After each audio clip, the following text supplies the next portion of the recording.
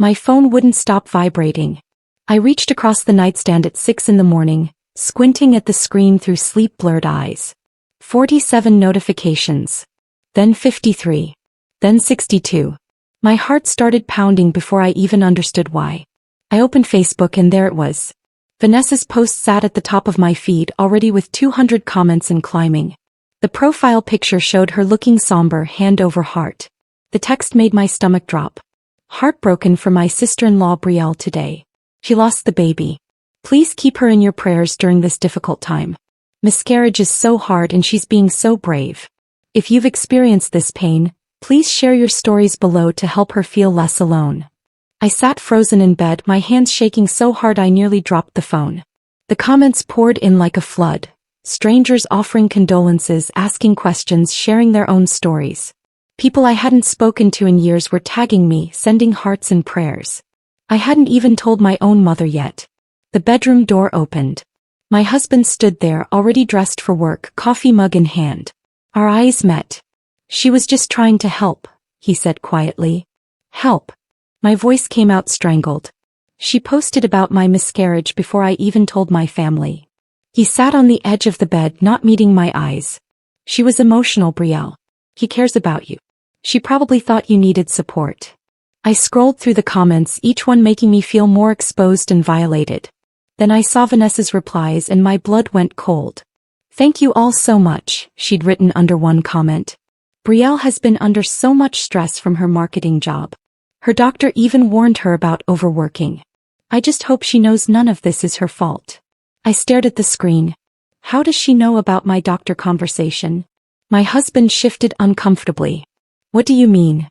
I told you about the stress conversation with my doctor. Only you. I never told Vanessa anything about that. He stood abruptly, his coffee sloshing slightly. You're overreacting. You're emotional right now and I get it, but Vanessa was just being supportive. Supportive would be calling me privately. This is what? His voice had an edge now. She posted something nice about you and you're making it into some drama.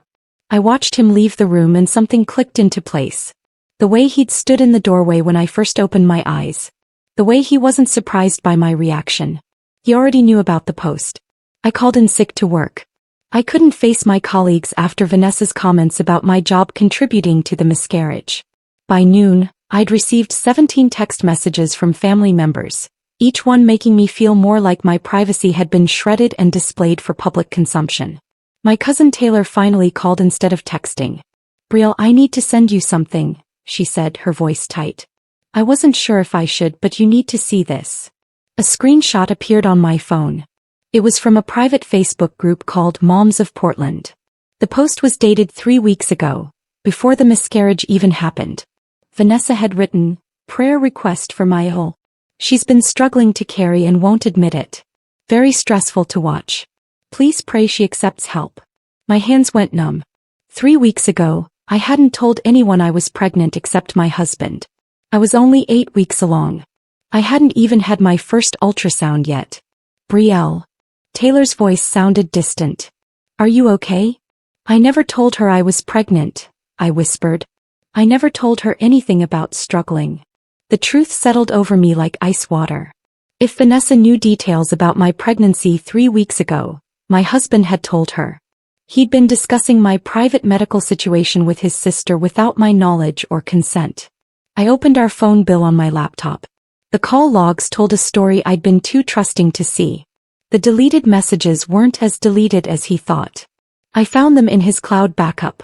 Long threads between him and Vanessa spanning months. Screenshots of my calendar showing doctor appointments. Discussions about my stress levels at work. Updates after every ultrasound.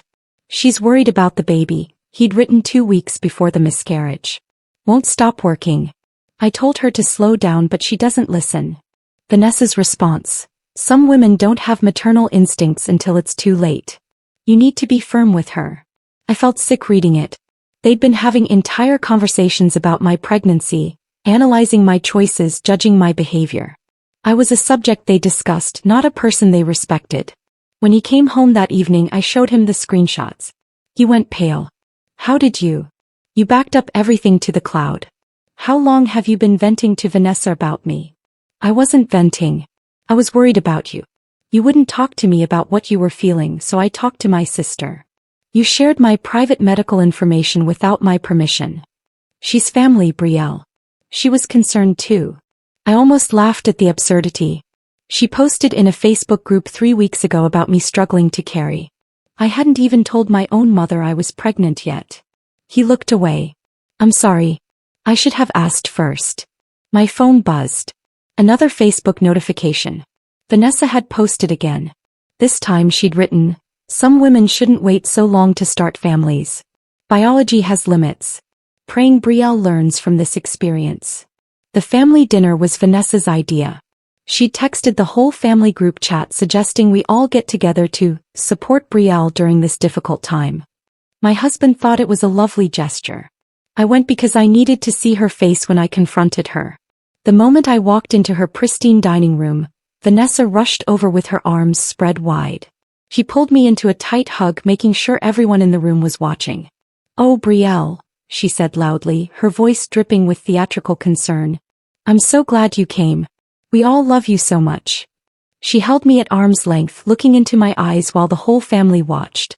Her mother-in-law, her parents, my husband, all of them staring at this performance. "You know," Vanessa continued, her voice carrying across the room, "next time try not to work so hard. Your body needs rest to carry a baby." The table went completely silent. I felt my face burn.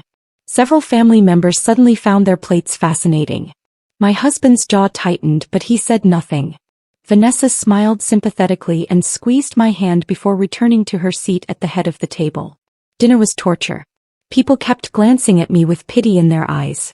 Vanessa dominated the conversation, talking about fertility and motherhood while I sat there, humiliated. Then I heard it. A whisper from Vanessa to her mother-in-law, quiet but not quiet enough. It wasn't viable anyway. I couldn't sleep that night. Instead, I did something I'd never done before. I went through Vanessa's entire social media history. What I found made my skin crawl. 2 years ago, when our mother had minor outpatient surgery for a benign cyst, Vanessa had posted about it like it was a life-threatening emergency. "Please pray for my mother during her surgery today. We're all terrified, but we're staying strong for her." The post had gotten hundreds of sympathetic comments. I remembered that day. Our mother had been annoyed by the drama. "It's a 15-minute procedure," she'd said. "Why is Vanessa acting like I'm dying?" I kept scrolling. A cousin's car accident became our family's trauma. A friend's divorce became Vanessa's story about how hard it is to watch someone you love suffer. Every post was carefully crafted for maximum engagement, every tragedy exploited for likes and comments. But it was the final thing I found that made my hands shake. A GoFundMe page. Created by Vanessa. With my name on it. "Help Brielle recover from her loss," the title read. Below it, a long paragraph about my miscarriage, my grief, my need for financial support during this difficult time. Photos of me from family gatherings that I'd never given her permission to use. The fundraiser had raised $3,800. I had never seen a single cent. I hadn't even known it existed. I called Vanessa at 8 in the morning. "Did you start a GoFundMe in my name?" He paused for just a beat too long. "Oh, that. Yes, I wanted to help with your medical bills." "What medical bills?" "My insurance covered everything." "Well, I thought you might need it for other things." "Recovery expenses." "You raised almost $4,000, Vanessa. Where is it?" Her voice turned defensive. "I used it for family expenses. Gas money to visit you. Meals I brought over. The stress of supporting you through this has been expensive." I felt my throat tighten. "You visited me once. You brought one casserole." Emotional labor is still labor, Brielle. You have no idea how hard this has been on me, worrying about you. On you. Yes, on me. I've been losing sleep over your situation. I've been there for you when your own husband was falling apart. I hung up before I said something I'd regret.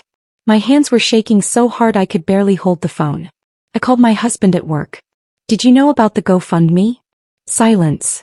"Did you know Vanessa raised money in my name without telling me?"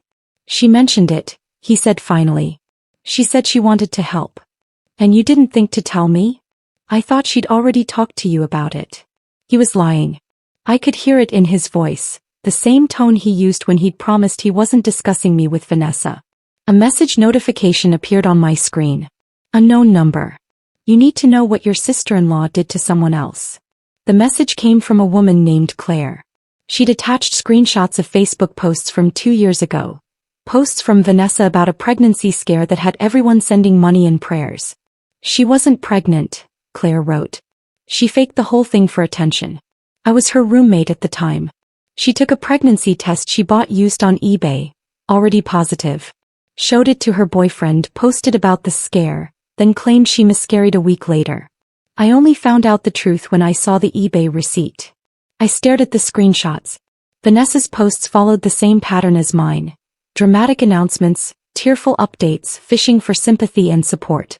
I confronted my husband that night. I showed him everything. The messages from Claire, the pattern of behavior, the GoFundMe theft. He sat on the couch, head in his hands. Vanessa wouldn't do that. You're seeing what you want to see because you're angry. She stole money that people donated for me. She said she used it for family expenses. That's not stealing. She raised it in my name without permission. That's fraud. He looked up at me and his expression made my stomach drop. She deserves something for all the stress, Brielle. She's been worried sick about you. About us. She deserves. I couldn't finish the sentence. The man I'd married was defending his sister's exploitation of my miscarriage. Maybe if you'd been more open with the family, he continued, she wouldn't have felt the need to share your story. I realized in that moment that I was completely alone in this marriage. Claire sent me more information over the next few days. She'd been collecting evidence for years, waiting for someone to finally see through Vanessa's act. She faked a home break-in once, Claire wrote. Posted about how traumatized she was. Started another fundraiser. The police found no evidence of forced entry. They suspected she staged it herself but couldn't prove it. I began documenting everything. Screenshots of Vanessa's posts. Bank records showing the GoFundMe deposit into her account. Witness statements from Claire. Medical records from my doctor. Then I noticed something in one of Vanessa's recent Facebook posts about my miscarriage. She'd written, Brielle's doctor said the stress from her demanding career may have been a contributing factor. My doctor had said no such thing. In fact, she'd explicitly told me the miscarriage had nothing to do with stress or work. It was a chromosomal abnormality, random, unavoidable, nobody's fault. Vanessa had fabricated a medical opinion to support her narrative. She'd put words in my doctor's mouth to make her story more compelling and to subtly blame me for the loss. I called my doctor's office. I need copies of all my medical records from the past 3 months. And I need a written statement about what you told me regarding the cause of my miscarriage. Of course, the nurse said. Is everything okay? Someone is spreading false information about my medical care. I need documentation. The records arrived 2 days later. Clean, clear, factual. The miscarriage was due to trisomy 16, a chromosomal abnormality incompatible with life. Nothing I did or didn't do would have changed the outcome. Vanessa had lied. Publicly. Repeatedly. The medical records sat on my kitchen table like evidence at a crime scene. I read through them 3 times, making sure I understood every word. Dr. Yun had documented our conversation clearly. Patient informed that miscarriage was due to chromosomal abnormality. No lifestyle factors contributed to pregnancy loss. Patient reassured that nothing she did caused this outcome. I took photos of every page. Then I saw Vanessa had posted again. Still praying for Brielle, she'd written. It's so hard when lifestyle choices impact these precious lives. I hope she finds peace and makes better decisions next time. The comments below were devastating. People I'd never met were debating my fitness to be a mother.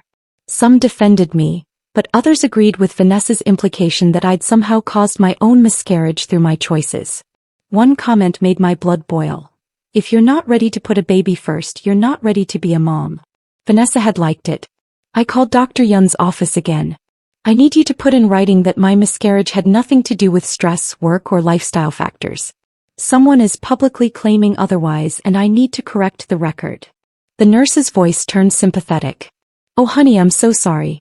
Yes, Dr. Yun can absolutely provide a statement. She's actually quite upset about misinformation being spread about her care. The letter arrived via email within hours. Clear, professional, unambiguous. My miscarriage was due to trisomy 16. Nothing could have prevented it. I saved it to 3 different locations. I was building a case. Then Vanessa posted again. I don't usually share this, Vanessa's new post began, but I think it's important for awareness. When you're trying to have a baby, everything matters. What you eat, what you drink, how much you rest. Brielle was out at a work happy hour the week before she lost the baby. I'm not judging, I'm just saying we all need to be more careful. My vision went white with rage. I had attended a work event. It was a Thursday afternoon retirement party for my boss. I'd had sparkling water and left after 30 minutes. I told my husband about it that evening, mentioning how awkward it was to attend while hiding my pregnancy from my coworkers. He told Vanessa, and she twisted it into something ugly. The comments exploded. People called me irresponsible, selfish, careless. A few defended me, but they were drowned out by the chorus of judgment. Someone wrote, "If this is true, she basically killed her own baby." Vanessa had liked that comment too. I was shaking so hard I could barely type. But I didn't respond yet. I was still gathering evidence. I went back through my photos from that day. I'd taken a picture of my sparkling water because the bartender had put a lime in it and I'd thought it looked fancy.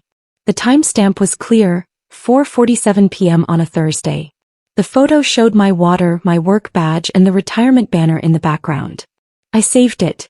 Then I looked for more. I found the event invitation in my work email. Retirement celebration for Tom Henderson. Appetizers and refreshments. 4 to 6 p.m. I'd left at 5:15. My calendar showed a note. Home by 5:30, called mom. My phone records confirmed I'd called my mother at 5:32 p.m., right after getting home. Vanessa's implication that I'd been partying while pregnant was not just false. It was provably, demonstrably false. I found it by accident while looking for a different file on my husband's laptop. He'd left it open, still logged into his iCloud. A voice memo. Sent to Vanessa 6 weeks ago. I clicked play. My husband's voice came through the speakers. "Hey, so Brielle's pregnant. Just found out. She wants to wait until 12 weeks to tell anyone, but I thought you should know since you've been asking. The first ultrasound is next Tuesday. She's really anxious about it, worried something might go wrong. She's already stressed about work and now this. Anyway, don't post anything on Facebook or she'll kill me. Just wanted to keep you in the loop." I played it 3 more times, each repetition driving the knife deeper. He'd told Vanessa about my pregnancy immediately. He'd shared my fears, my anxiety, my private feelings. And he'd explicitly told her not to post about it. Which meant when Vanessa posted about me struggling to carry, 3 weeks later, she was deliberately violating his request. She'd known she wasn't supposed to share this information and she'd done it anyway. But what made it worse was the casual way he'd discussed me. Like I was a problem to be managed. Like my feelings were symptoms to be reported to his sister. I downloaded the file. Backed it up 3 times. This was evidence of systematic privacy violation. My husband came home to find me sitting at the kitchen table with his laptop open. "We need to talk," I said. "About what?" "About the voice memo you sent Vanessa 6 weeks ago. The one where you told her about my pregnancy and explicitly asked her not to post anything." His face went pale. "You went through my files? You violated my privacy for months. Don't talk to me about boundaries." He sat down heavily. "I'm sorry. I should have asked first." "Which time? When you told Vanessa about the pregnancy? When you shared my doctor conversations? When you discussed my work stress? When you sent her my appointment times?" He said nothing. "You told her not to post anything. She posted anyway. And you defended her. I was trying to keep the peace. By sacrificing me?" I met with a lawyer the next day. Her name was Angela Torres and she specialized in privacy law and defamation. "This is one of the more egregious cases I've seen," she said after reviewing my evidence. "Your sister-in-law has potentially committed fraud with the GoFundMe, defamation with the false statements about your medical care, and invasion of privacy by posting without consent. Your husband's role in sharing your medical information may also have legal implications. Can I make her take the posts down?" "You can. But I'd recommend a different strategy." Angela leaned forward. "She's been building a public narrative about you. The best way to counter it is with truth. Documented, provable truth. I want to sue her. We can discuss that. But first, you need to understand that legal action is public and permanent. It will fracture your family. Your marriage probably won't survive it. My marriage is already over, I said. I'm sleeping in the guest room. He's more worried about Vanessa's feelings than mine. Angela nodded. Then let's talk strategy. Vanessa is planning something, isn't she? A family healing brunch. This Saturday. She wants to livestream part of it for miscarriage awareness. Angela smiled grimly. Perfect. She's handing you a platform. Let's make sure you're ready to use it. Over the next 3 days I prepared. Printed medical records. Compiled screenshots. Organized bank statements showing the GoFundMe deposits. Created a timeline of every lie, every violation, every manipulation. Friday night Vanessa posted about the brunch. Tomorrow we gather as a family to support Brielle and raise awareness about pregnancy loss. I'll be sharing parts of our conversation on Instagram Live. Sometimes grief needs to be witnessed. Join us in holding space for healing. I showed the post to Angela. She texted back immediately, she's making this too easy. Saturday morning arrived bright and clear. I dressed carefully. Nothing that screamed confrontation, but nothing that suggested I was the broken victim of Vanessa's narrative. Professional, composed, ready. My husband barely spoke to me during the drive to Vanessa's house. We'd been living like polite strangers for days. Please don't cause a scene, he said as we pulled into her driveway. I'm not planning to. Vanessa's house was decorated like a wellness retreat. Inspirational quotes on the walls. Sage burning in the corner. A table set with pastel linens and fresh flowers. Vanessa greeted me with another theatrical hug. I'm so glad you came. Today is all about healing. Family members filled the living room. My mother-in-law, my husband's aunts and uncles, Vanessa's parents, various cousins. At least 20 people. Vanessa had set up a ring light and phone mount in the corner. Ready for her livestream. Before we eat, Vanessa announced, I want to have an honest conversation about grief. Brielle has graciously agreed to share her experience with us, and I'll be streaming part of this for my followers who are also struggling with pregnancy loss. I hadn't agreed to anything, but I didn't correct her. Not yet. Vanessa positioned herself in front of the camera, making sure her best angle was captured. She started the live stream with a practiced smile. Hi everyone, thank you for joining us today. We're here as a family to support my sister-in-law Brielle through her recent miscarriage. This is a safe space for healing and honest conversation. He turned to me, camera still rolling. Brielle, would you like to share how you're feeling? I pulled out my phone. Actually, Vanessa, I'd like to share something else first.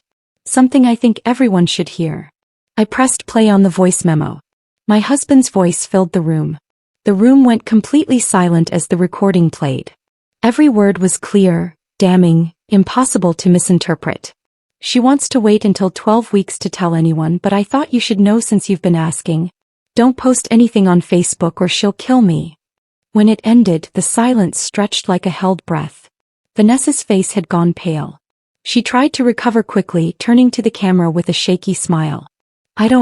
That's taken out of context. I was just worried about Brielle and... Context. I interrupted. You posted about my pregnancy in a private Facebook group 3 weeks after this conversation. You posted that I was struggling to carry when I'd barely had my first ultrasound. You violated my privacy after being explicitly told not to share this information. Vanessa's hands were shaking. She looked at my husband for support, but he was staring at the floor. Brielle, you're clearly in a lot of pain right now, Vanessa said, her voice taking on a practiced therapeutic tone. I think you're having trouble processing your grief and you're lashing out at the people who care about you. That's normal, but... I'm mentally unstable? I said. Is that where you're going with this? I'm saying you're not thinking clearly. The trauma of losing a baby can make people. The trauma of losing my baby was made infinitely worse by you posting about it publicly before I'd even told my mother. Before I'd processed it myself. You took my private tragedy and turned it into your public content. The livestream comment section was exploding. I could see her phone propped in front of her, notifications flooding the screen. I was trying to help, Vanessa insisted, but her voice was cracking. Sometimes people in pain don't know what they need. They need their community. You raised $4,000 in my name without telling me. Where is that money, Vanessa? Her mother-in-law's head snapped up. What money? She's fabricating evidence, Vanessa said quickly. This is exactly what I was worried about. The grief has made her. I pulled out the folder I'd prepared. Inside were printed screenshots of the GoFundMe page, bank transfer records, Facebook post archives and timelines. I handed one to Vanessa's mother-in-law first. Then to my own mother who'd arrived late and been standing quietly in the doorway. Then to Vanessa's parents. I passed copies around the room until everyone had one. Page 1 shows the GoFundMe Vanessa created in my name without my knowledge or permission. Page 2 shows the bank transfer of $3,800 into her personal account. Page 3 shows my bank statements. No deposit from Vanessa ever appeared. Page 4 shows her comment claiming she used the money for family expenses when I questioned her. Vanessa's mother-in-law was reading quickly, her expression darkening. Vanessa, you took money people donated for Brielle? I used it to help her. I brought food. I drove over there. Once, I said. You visited once. You brought one casserole. You claim that cost $4,000. Vanessa's father was flipping through the pages. He stopped on page 5. The screenshots of her posts about my miscarriage. Did you really write that her work stress caused the miscarriage? He asked quietly. Turn to page 7, I said. That's the letter from my doctor. My miscarriage was caused by trisomy 16, a chromosomal abnormality. It had nothing to do with stress, work, or anything I did. Vanessa lied. She put words in my doctor's mouth to make her narrative more compelling. I didn't lie, Vanessa protested. I said it may have contributed. You implied my doctor agreed with you. My doctor explicitly told me the opposite. You fabricated medical testimony. The live stream was still going. Vanessa's followers were watching all of this in real time. The comments section had shifted from supportive to horrified. Turn to page 9, I continued. That's the receipt for the used pregnancy test Vanessa bought on eBay 2 years ago. The one she used to fake a pregnancy scare. Vanessa's composure finally cracked. That's insane. You're making things up because you can't handle. I have witness testimony from your former roommate. She sent me the eBay receipt. She watched you stage a fake pregnancy crisis for sympathy and donations. Vanessa's mother stood abruptly. That's enough. Brielle, I understand you're hurt, but you can't accuse Vanessa of. Page 12, I said. Screenshots of Vanessa's posts from 2 years ago about the pregnancy scare. Page 13 shows the emergency fund she started. Notice the pattern? Dramatic announcement, constant updates, fundraising, and then a convenient resolution that makes her the sympathetic center of attention. My mother-in-law was reading now, her hands shaking slightly. Vanessa has always been dramatic, but this is fraud, I said. She's been doing this for years. Every family crisis becomes her content. Every tragedy becomes her platform. And now she's used my miscarriage, the worst moment of my life, to raise money, gain followers, and position herself as some kind of grief expert. Vanessa turned to the camera, tears streaming down her face. I can't believe my own family is attacking me like this. I was trying to help Brielle and she's making me into a villain because she needs someone to blame for her loss. Turn to page 15, I said. That's the screenshot of you liking a comment that said I basically killed my own baby. The room went dead silent. Even Vanessa's mother looked horrified. You liked a comment, my mother said slowly, that accused your sister-in-law of causing her own miscarriage? I didn't mean, I was scrolling and must have accidentally. You also commented on that thread, I said. You wrote, sometimes hard truths need to be said. That wasn't an accident. Vanessa's mother-in-law stood up. I think we need to talk. Privately. Now. Wait, I said. There's more. I turned to my husband. He'd been silent through the entire confrontation, sitting on the couch with his head in his hands. Page 18 shows bank records from our joint savings account. In the week after my miscarriage, someone withdrew $2,000 and transferred it to Vanessa's account. My mother gasped. My husband's aunt leaned forward. Who authorized that? My husband did. Every head in the room turned to look at him. He wouldn't meet anyone's eyes. You gave Vanessa money from your savings? His mother asked, her voice sharp. While your wife was recovering from a miscarriage? She needed it, he said weakly. She was helping us through a difficult time and she was exploiting us, I corrected. She was raising money publicly while taking money from our savings account. She was profiting from my miscarriage twice. It wasn't like that, my husband protested. Vanessa was stressed about everything. She was worried about me, about us. I thought we might. He stopped. But the silence that followed was louder than any words. You thought you might what? I asked. His face crumpled. I thought we might not make it through this. The pregnancy, the loss, everything. You were so distant and I didn't know what to do, and Vanessa said. Vanessa said what? She said if things didn't work out between us, I'd need someone in my corner. Someone who understood what I was going through. The room erupted. Multiple people started talking at once, but I held up my hand. Turn to page 20, I said. Text messages between my husband and Vanessa. Notice the date, 2 days after my miscarriage. Read what he wrote. My mother-in-law grabbed the folder and flipped to page 20. Her face went white as she read aloud. Maybe this is a sign. Maybe we were rushing into parenthood before we were ready. I've been thinking about what you said, about starting fresh if things don't work out. It makes sense. She looked up at her son.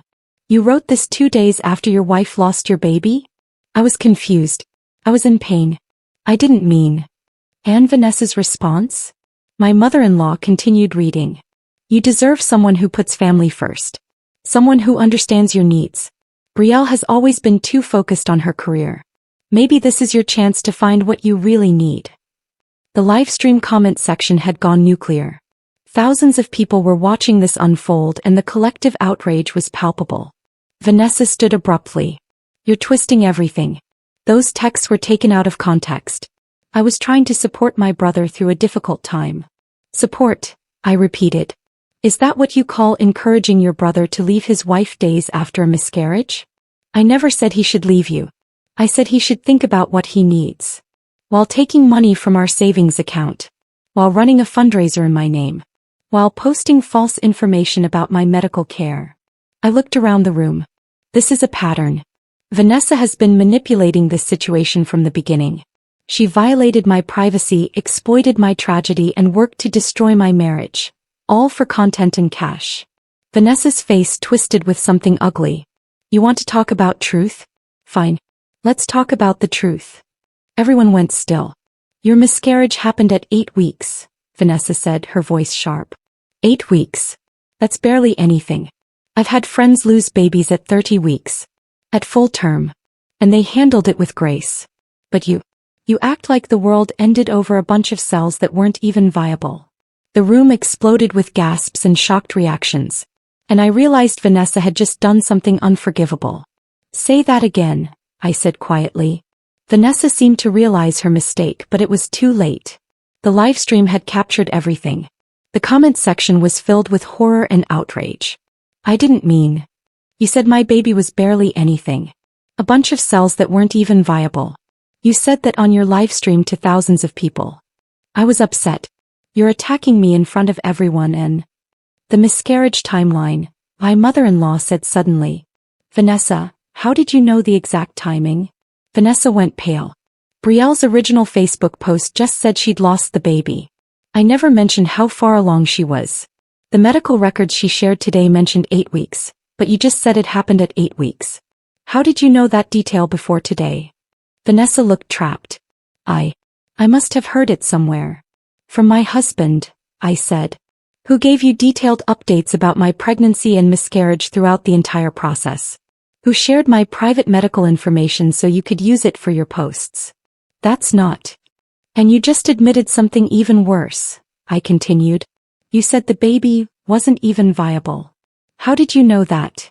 The room went silent. Everyone was staring at Vanessa. You posted that I lost the baby due to lifestyle choices. Due to work stress. Due to not being careful enough. But you just said it wasn't viable. Which means you knew from the beginning that nothing I did caused the miscarriage. You knew it was a chromosomal abnormality. My husband told you that detail too. Vanessa's hands were shaking.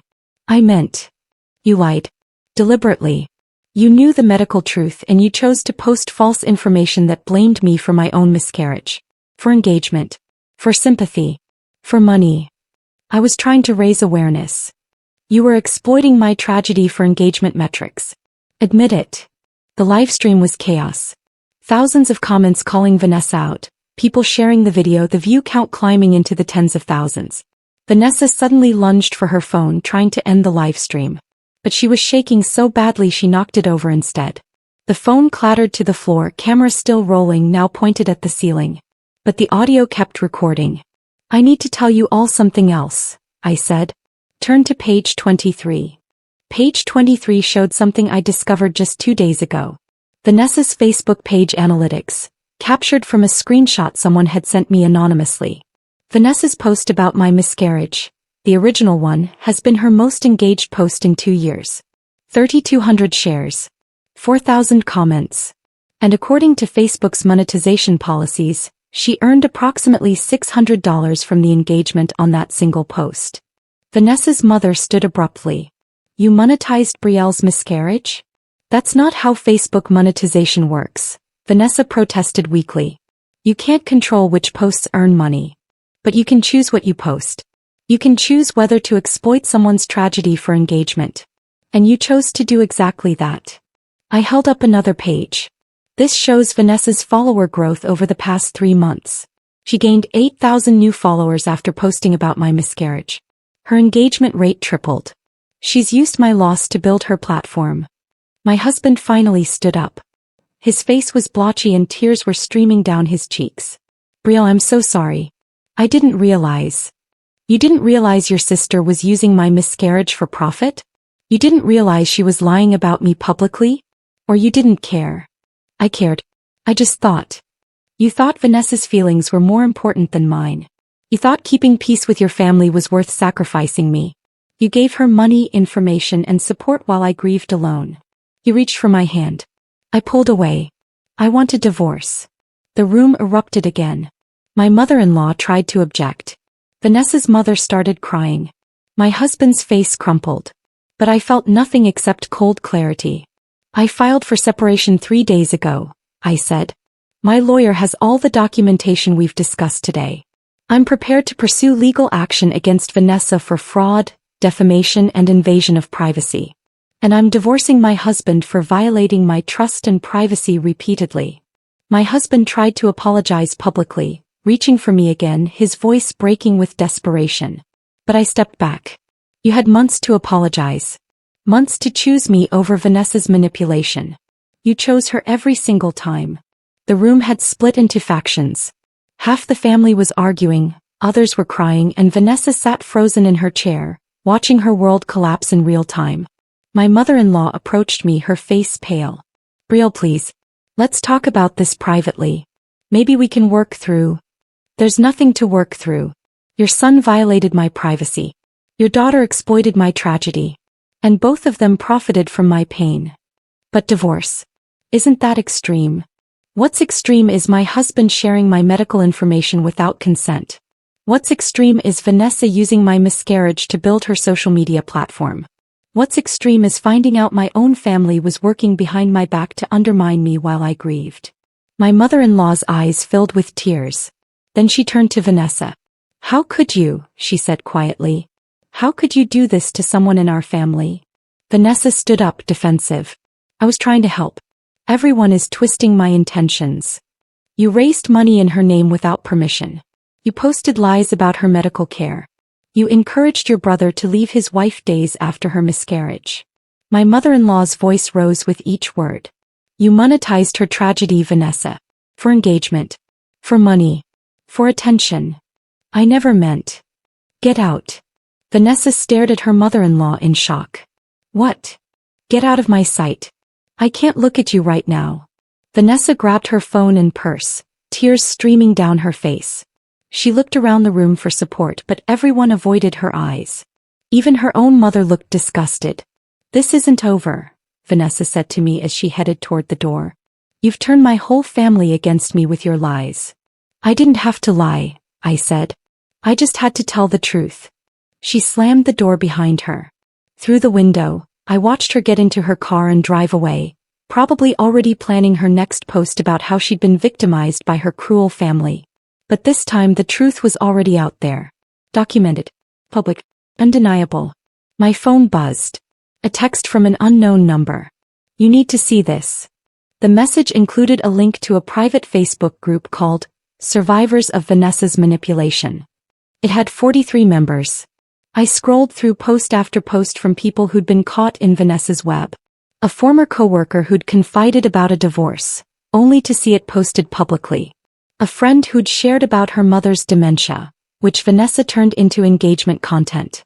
A neighbor whose house fire became Vanessa's platform for a charity drive that never reached the victim. One post stood out. It was from a woman named Crystal.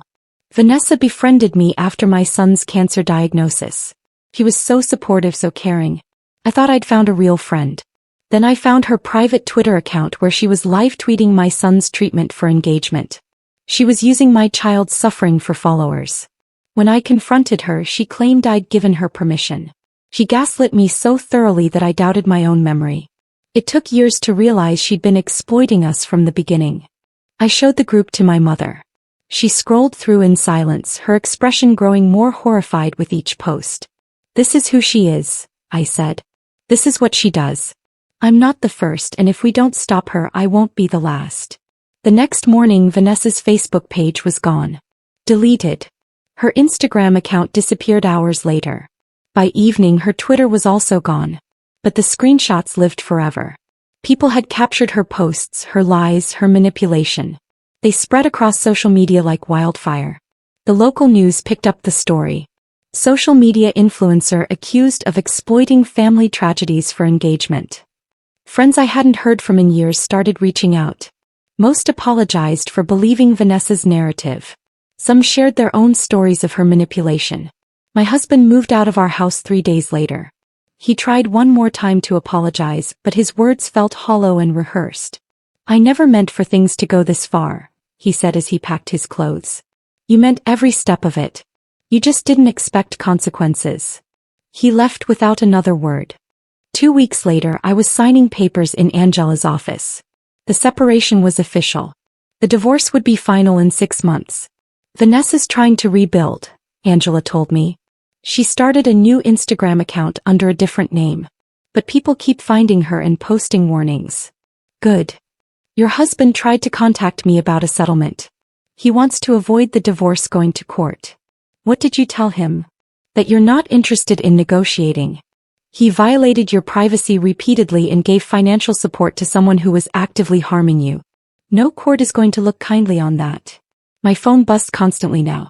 Messages of support from strangers who'd seen the story. Invitations to speak about pregnancy loss and privacy violations. Offers from journalists wanting to interview me. I ignored most of them. This wasn't about attention. It was about taking back control of my own story. The GoFundMe money was still in Vanessa's account. Angela was pursuing legal action to recover it, plus damages. "She'll probably file for bankruptcy," Angela said. "Between the legal fees, the defamation claims, and the fraud charges, she's looking at significant financial consequences." "I don't care about the money," I said. "I care that she can't do this to someone else." My mother called that evening. "Your father and I want you to come for dinner. We need to talk about what happened." "Mom, I don't want to rehash." "Not to rehash. To apologize. We should have seen what Vanessa was doing. We should have protected you." That dinner was the first time in months that I felt like I could breathe. My parents listened without judgment, apologized without making excuses, and supported me without conditions. "You're stronger than we realized," my father said. "Standing up to all of them like that." I didn't feel strong. I felt alone. "You weren't alone. You just couldn't see us through all of Vanessa's noise." 3 weeks after the confrontation, another message appeared from an unknown number. "I'm your husband's coworker. You need to know what's been happening at his office." The message included screenshots of conversations between my husband and various women. Not quite affairs, but emotional connections that had crossed every boundary of our marriage. He'd been confiding in a woman named Emma about our relationship problems. Sharing intimate details about our fights, our struggles with pregnancy, my grief after the miscarriage. Everything he should have been discussing with me, he was sharing with her instead. "We're just friends," he'd written to Emma. "Brielle doesn't understand me the way you do." There were others too. A woman from his gym. Someone he'd met at a conference. Each conversation following the same pattern, painting me as cold and distant while positioning himself as the neglected victim. I forwarded everything to Angela. She added it to the divorce file. But the messages didn't break me. They confirmed what I already knew. My husband had never been on my side. He'd been looking for exits, backup plans, people who would validate his choices and make him feel justified in betraying me. The final message from the coworker included one more screenshot. A group chat from my husband's office. They'd been discussing Vanessa's livestream disaster. "Your wife is savage," one coworker had written. "She destroyed your whole family on camera," another added. My husband's response: "She's always been dramatic. This is exactly why things didn't work between us." I read it 3 times, letting the words sink in. Even after everything, even after being caught in lie after lie, he was still rewriting history. Still making me the villain in his story. But I didn't care anymore. His story didn't matter. Vanessa's narrative didn't matter. The only story that mattered was the truth, and I'd finally told it. I drafted one final post on my own Facebook page. Not dramatic. Not angry. Just honest. 3 months ago I experienced a miscarriage.